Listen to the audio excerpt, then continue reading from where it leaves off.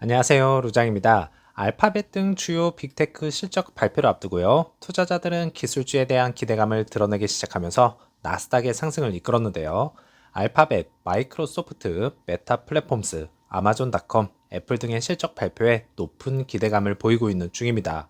거기에 더해서 9월 구인 건수는 3년 반 만에 최저치를 기록하면서 연준의 금리 인하 가능성을 높이고 있는 중입니다. EV 섹터주는 약세를 보였는데요. 그러면 왜 이렇게 약세를 보였을까요? 포드의 최근 실적 발표에서 전기차 부문 손실이 컸던 점이 영향을 미친 것으로 보인다는 평가가 이어지고 있는 가운데 전기차 업계는 높은 배터리 비용과 인프라 부족 문제를 여전히 해결하지 못하고 있다는 것이고, 이는 EV 확장에 대한 투자자들의 회의감을 초래하게 만드는 것이죠. 결과적으로 포드의 실적 부진과 비용 부담, 인프라 확장에 대한 어려움이 반영되어서요, 주가 하락으로 이어진 것이다. 이렇게 볼 수 있겠습니다. 그러면서 루시드는 2.44불로 정규장을 마쳤고요. 애프터장에서는 마이너스 1.23% 하락하면서 끝이 났네요. 일본몽은 장 초반부터 급격한 하락세를 보여주면서 후반부까지 늘어지는 상황이었습니다. 오더플로우는 라지 스케일을 비롯해서 전체적으로 매도가 더 많은 것을 확인할 수가 있었습니다. 다시 한번 최저치로 하락한 루시드입니다. 정말 화가 많이 나죠. 이전 영상에서 루시드 그래비티 SUV가 사전 예약을 실시한다고 했는데도 불구하고 큰 하락세를 이어간 것에 대한 내용을 분석해 보자면요. 고가의 트림부터 출시하는 판매 전략에 대한 투자자들의 우려가 포함될 수 있다는 것이 가장 큰 이유였을 것이고요. 고급 SUV 모델인 루시드 그래비티 그랜드 투어링 가격이 94,900달러부터 생산을 시작한다고 발표했는데요. 고가의 모델부터 출시하는 루시드의 기존 전략과 정말 동일하죠. 과거 루시드 에어 모델 역시 고가 트림부터 시작을 했지만 이로 인해 판매가 저조해 수익성 확보에 어려움을 겪었습니다. 현재도 이 전략의 반복이 위험할 수 있다는 우려가 제기되고 있다는 것입니다. 한마디로 불안하다는 거죠. 그래서 실망감을 감추지 못했던 것 같고요. 처음에는 가격이 94,900달러에서 시작을 하고요. 800마력 이상과 440마일을 넘는 그랜드 투어링 트림에 대한 주문을 받게 될 것입니다. 2024년 말에 생산한다고 합니다. 여기서도 아직 확실하게 답변을 하지 않은 것도 문제가 되겠죠. 자칫하면 딜리버리가 2025년 1분기가 될 수 있다는 것입니다.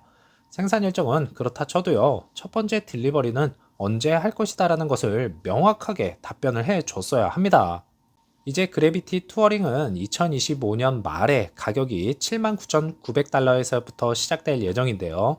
이것이 시장에서 차가운 반응을 보여준 것으로 판단됩니다. 결국엔 2026년에 딜리버리가 된다는 이야기가 될 것입니다. 이전 에어 세단인 드림 에디션 사태가 자꾸만 떠오르게 만드는데요. 저도 그렇지만 많은 분들이 저가형 모델부터 출시하면 안 되는 것이냐 의견들이 많으실 겁니다. 자, 숨을 돌리고 다시 한번 생각을 해봤습니다. 과연 이게 맞는 전략일까라는 생각이죠. 그래서 정리를 해보자면 고가형 트림부터 생산을 시작한 이유는 크게 나눠보자면 수익성, 브랜드 이미지, 초기 생산 복잡도 때문이라 판단이 되는데요.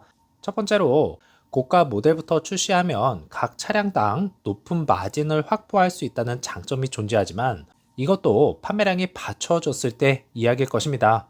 94,000불, 에어 세단인 드림 에디션 가격으로 생각해 본다면 그렇게 비싸다고 볼 수는 없기에 판매량은 분명히 좋게 나올 것으로 판단됩니다. 초기 생산 및 개발 비용을 상쇄하고요. 앞으로 더 많은 자금을 확보해서 나중에 중저가 모델을 생산하는 데 도움이 되기 때문에 이와 같은 전략으로 진행하는 것입니다. 특히 전기차 산업에서는 초기 생산 비용이 상당히 높기 때문에요. 고가 트림부터 시작해서 수익성을 보장하는 것이 일반적이죠. 두 번째로는 바로 브랜드 이미지입니다. 럭셔리 전기차 브랜드로 자리 잡기 위해 고성능과 고급 사양을 갖춘 모델을 우선 선보이고자 하는 것이죠. 이를 통해 프리미엄 브랜드로의 이미지를 공고히 할 수 있겠고요. 장기적으로 소비자에게 루시드의 기술력과 고급스러움을 각인시키는 데 중요한 역할을 할 것입니다. 세 번째로는 가장 중요한 생산 효율성인데요. 초기 생산 단계에서 고가 트림에 집중하면 다양한 옵션 및 부품 조합이 줄어들어서요. 생산이 더 간편해지고 품질 관리가 용이해집니다. 이후 생산이 안정화되면 보다 복잡한 조합이 필요한 중저가 모델을 생산을 해도 생산 효율을 유지할 수 있으면서 대량 생산이라는 단계에 올라서게 되는 것이죠. 바로 이것을 노리는 것이고, 피터 롤린슨이 영상에서 언급했듯이 단계별로 램프업이 될 것이다라는 말을 비추어 볼 때요. 프리미엄 전기차 시장에서의 위치를 다지고요. 생산 비용을 효율적으로 관리하며 장기적인 수익성을 도모하는 방식으로 볼 수 있겠습니다. 그리고 나서 흑자 전환을 이루기 위해서 치열하게 판매가 시작될 것입니다. 자, 우리가 최고급 트림 가격을 예전에 예측했을 때 분명히 12만 불 정도는 할 것이다 라고 많은 분들이 예측을 하셨겠지만 94,900달러입니다.